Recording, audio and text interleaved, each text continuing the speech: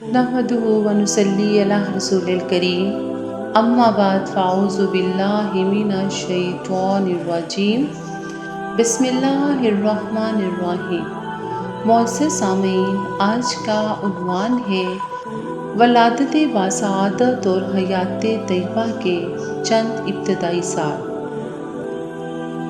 اللہ تعالیٰ نے تخلیق کائنات کے بعد انسانوں کی ہدایت کے لیے انبیاء کرام کو مبعوث فرمایا۔ 1,24,000 پیغمبروں کے بعد نبی آخر الزماں حضرت محمد صلی اللہ علیہ وآلہ وسلم مکہ میں شعیب بن ہاشم کے اندر 571 عیسوی 12 ربیع الاول کو یکم عام الفیل یوم دشمبہ کو صبح کے وقت پیدا ہوئے۔ اس وقت نوشیروہ کی تخت نشینی کا 40واں سال تھا اور 20 یا 22 اپریل 571 عیسوی کی تاریخ تھی۔ ابن سعد کی روایت ہے کہ رسول اللہ صلی اللہ علیہ وآلہ وسلم کی والدہ نے فرمایا، جب آپ کی ولادت ہوئی تو میرے جسم سے ایک نور نکلا جس سے ملک شام کے محل روشن ہو گئے۔ بعض روایات میں بتایا گیا ہے کہ ولادت کے وقت بعض واقعات نبوت کے پیش خیمے کے طور پر ظہور پذیر ہوئے، یعنی ایوان کسریٰ کے 14 کنگورے گر گئے، مجوس کا آتش کدہ ٹھنڈا ہو گیا، بحیرہ سادہ خشک ہو گیا اور اس کے گرچے منہدم ہو گئے۔ سبحان اللہ۔ ولادت کے بعد آپ کی والدہ ماجدہ حضرت آمنہ نے عبد المطلب کے پاس پوتے کی خوشخبری بھجوائی۔ وہ شادہ و فرحات تشریف لائے اور آپ صلی اللہ علیہ وآلہ وسلم کو خانہ کعبہ میں لے جا کر اللہ تعالیٰ سے دعا کی، اس کا شکر ادا کیا اور آپ کا نام محمد صلی اللہ علیہ وآلہ وسلم تجویز کیا۔ یہ نام عرب میں معروف نہ تھا۔ پھر عرب دستور کے مطابق 7ویں دن ختنہ کیا۔ آپ صلی اللہ علیہ وآلہ وسلم کو آپ کی والدہ کے بعد سب سے پہلے ابو لہب کی لونڈی سویبہ رضی اللہ تعالیٰ عنہا نے دودھ پلایا۔ اس وقت اس کی گود میں جو بچہ تھا اس کا نام مسروق رضی اللہ تعالیٰ عنہ تھا۔ سویبہ رضی اللہ تعالیٰ عنہا نے آپ صلی اللہ علیہ وآلہ وسلم سے پہلے حضرت حمزہ بن عبد المطلب کو اور آپ صلی اللہ علیہ وآلہ وسلم کے بعد ابو سلمہ رضی اللہ تعالیٰ عنہ بن عبد الاسد مخزومی کو بھی دودھ پلایا تھا۔ عرب کے شہری باشندوں کا دستور تھا کہ وہ اپنے بچوں کو شہری امراض سے دور رکھنے کے لیے دودھ پلانے والی بدوی عورتوں کے حوالے کر دیا کرتے تھے تاکہ ان کے جسم طاقتور اور اعضاء مضبوط ہوں اور اپنے گہوارہ ہی سے خالص اور ٹھوس عربی زبان سیکھ لیں۔ اسی دستور کے مطابق عبد المطلب نے دودھ پلانے والی دائیہ تلاش کی اور نبی صلی اللہ علیہ وآلہ وسلم کو حضرت حلیمہ رضی اللہ تعالیٰ عنہا بنت ابی زبیب کے حوالے کیا۔ یہ قبیلہ بنی سعد بن بکر کی خاتون تھی۔ ان کے شوہر کا نام حارث بن عبد العزیٰ اور کنیت ابو حبشہ تھی اور وہ بھی قبیلہ بنی سعد ہی سے تعلق رکھتے تھے۔ حارث کی اولاد کے نام یہ ہیں جو رضاعت کے تعلق سے رسول اللہ صلی اللہ علیہ وآلہ وسلم کے رضاعی بھائی بہن تھے۔ عبداللہ، انیسہ، حذافہ یا جذامہ انہی کا لقب شیمہ تھا اور اسی نام سے وہ زیادہ مشہور ہوئی۔ یہ رسول اللہ صلی اللہ علیہ وآلہ وسلم کو گود کھلایا کرتی تھی۔ ان کے علاوہ ابو سفیان بن حارث بن عبد المطلب جو رسول اللہ صلی اللہ علیہ وآلہ وسلم کے چچیرے بھائی تھے، وہ بھی حضرت حلیمہ رضی اللہ تعالیٰ عنہا کے واسطے سے آپ کے رضاعی بھائی تھے۔ آپ صلی اللہ علیہ وآلہ وسلم کے چچا حضرت حمزہ رضی اللہ تعالیٰ عنہ بن عبد المطلب بھی دودھ پلانے کے لیے بنو سعد کی ایک عورت کے حوالے کیے گئے تھے۔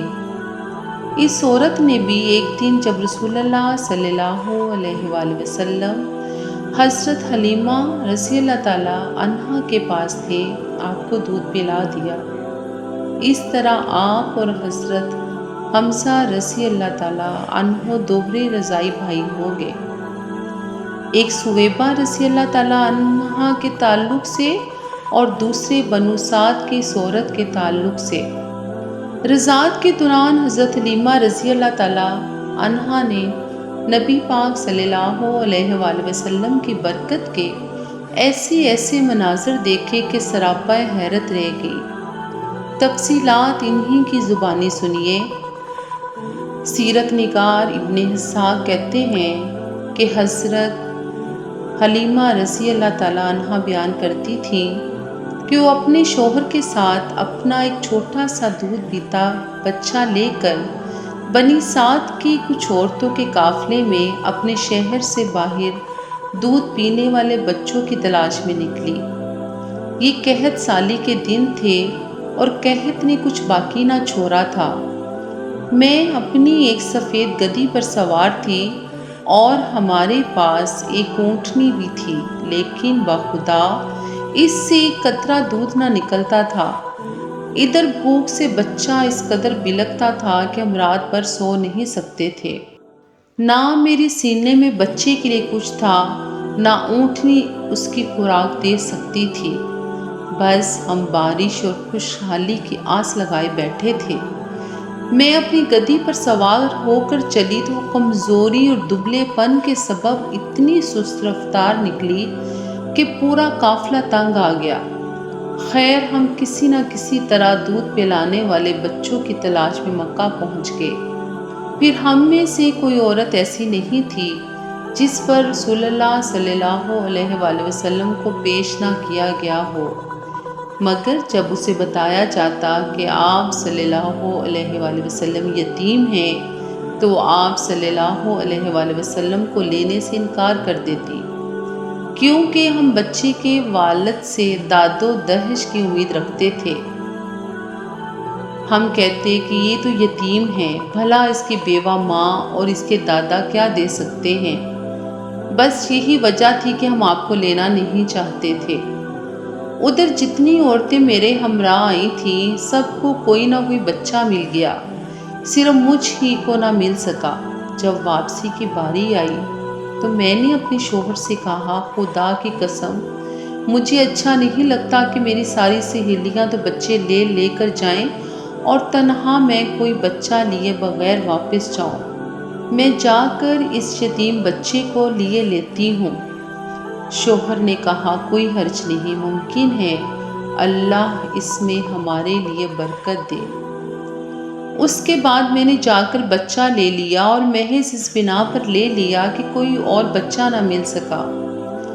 حضرت حلیمہ رضی اللہ تعالیٰ عنہ فرماتی ہیں کہ جب میں بچے کو لے کر اپنے ڈیرے پر واپس آئی اور اسے اپنی آغوش میں رکھا تو اس نے جس قدر چاہا دونوں سینے دودھ کے ساتھ اس پر امنڈ پڑے اور اس نے شکم سیر ہو کر پیا۔ اس کے ساتھ اس کے بھائی نے بھی شکم سیر ہو کر دودھ پیا، پھر دونوں سو گئے۔ حالانکہ اس سے پہلے ہم اپنے بچے کے ساتھ سو نہیں سکتے تھے۔ ادھر میرے شوہر اونٹنی دھونے گئے تو دیکھا کہ اس کا تھن دودھ سے لبریز ہے۔ انہوں نے اتنا دودھ دوہا کہ ہم دونوں نے نہایت آسودہ ہو کر پیا اور بڑے آرام سے رات گزاری۔ ان کا بیان ہے کہ صبح ہوئی تو میرے شوہر نے کہا، حلیمہ خدا کی قسم تم نے ایک بابرکت روح حاصل کی ہے۔ میں نے کہا، مجھے بھی یہی توقع ہے۔ سبحان اللہ۔ حلیمہ رضی اللہ تعالیٰ عنہ کہتی ہیں کہ اس کے بعد ہمارا قافلہ روانہ ہوا۔ میں اپنی اسی خستہ حال گدھی پر سوار ہوئی اور اس بچے کو بھی اپنے ساتھ لیا، لیکن اب وہی گدھی خدا کی قسم پورے قافلے کو کاٹ کر اس طرح آگے نکل گئی کہ کوئی گدھا اس کا ساتھ نہ پکڑ سکا۔ یہاں تک میری سہیلیاں مجھ سے کہنے لگی، او ابو زویب کی بیٹی، ارے یہ کیا ہے، ذرا ہم پر مہربانی کر، آخر یہ تیری وہی گدی تو ہے جس پر تو سوار ہو کر آئی تھی؟ میں کہتی ہاں ہاں باخدا یہ وہی ہے۔ وہ کہتی کہ اس کا یقیناً کوئی خاص معاملہ ہے۔ پھر ہم بنو سعد میں اپنے گھروں کو آ گئے۔ مجھے معلوم نہیں کہ اللہ کی روئے زمین کا کوئی خطہ ہمارے علاقے سے زیادہ قحط زدہ تھا، لیکن ہماری واپسی کے بعد میری بکریاں چرنے جاتی تو آسودہ حال اور دودھ سے بھرپور واپس آتی۔ ہم دھوتے اور پیتے، جبکہ کسی اور انسان کو دودھ کا ایک قطرہ بھی نصیب نہ ہوتا۔ ان کے جانوروں کے تھنوں میں دودھ سرے سے رہتا ہی نہ تھا، حتیٰ کہ ہماری قوم کے شہری اپنے چرواہوں سے کہتے کہ کم بختو، جانور وہی چرانے لے جایا کرو جہاں ابو زویب کی بیٹی کا چرواہا لے جاتا ہے، لیکن تب بھی ان کی بکریاں بھوکی واپس آتی، ان کے اندر ایک قطرہ دودھ نہ رہتا، جبکہ میری بکریاں آسودہ اور دودھ سے بھرپور پلٹتی۔ اس طرح ہم اللہ تعالیٰ کی طرف سے مسلسل اضافے اور خیر کا مشاہدہ کرتے رہے، یہاں تک کہ اس بچے کے 2 سال پورے ہو گئے اور میں نے دودھ چھڑا دیا۔ یہ بچہ دوسرے بچوں کے مقابلے میں اس طرح بڑھ رہا تھا کہ 2 سال پورے ہوتے ہوتے وہ کرا اور گٹیلا ہو چلا۔ اس کے بعد ہم اس بچے کو اس کی والدہ کے پاس لے گئے، لیکن ہم اس کی جو برکت دیکھتے آئے تھے، اس کی وجہ سے ہماری انتہائی خواہش یہی تھی کہ وہ ہمارے پاس رہے۔ چنانچہ ہم نے اس کی ماں سے گفتگو کی۔ میں نے کہا کیوں نہ آپ اپنے بچے کو میرے پاس ہی رہنے دیں کہ ذرا مضبوط ہو جائے، کیونکہ مجھے اس کے متعلق مکہ کی وبا کا خطرہ ہے۔ غرض ہمارے مسلسل اصرار پر انہوں نے بچہ ہمیں واپس دے دیا۔ اس طرح رسول اللہ صلی اللہ علیہ وآلہ وسلم مدت رضاعت ختم ہونے کے بعد بھی بنو سعد ہی میں رہے، یہاں تک کہ ولادت کے 4 یا 5ویں سال شق صدر یعنی سینہ مبارک چاک کیے جانے کا واقعہ پیش آیا۔